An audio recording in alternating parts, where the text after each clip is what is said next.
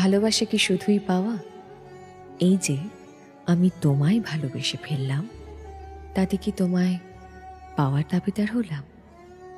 হয়তো না, হয়তো কেন, নাই তো। গোপনে ভালোবেসেছি, গোপনে তোমায় পেয়েছি তোমার অজান্তে। না পাওয়ার মাঝেও যে এতটা ভালো লাগা থাকে, কই আগে তো জানতাম না।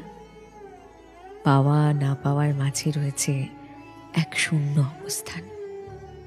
ভালোবাসি, ভালোবাসি সেই শূন্যতাকে, যেখানে নেই কোনো ইচ্ছে, নেই কোনো দাবি, নেই কোনো প্রতিদ্বন্দ্বিতা, নেই তোমাকে হারিয়ে ফেলার ভয়, যেখানে আছে শুধুই শান্তি, পরম ভালোবাসার এক অদ্ভুত শান্তি।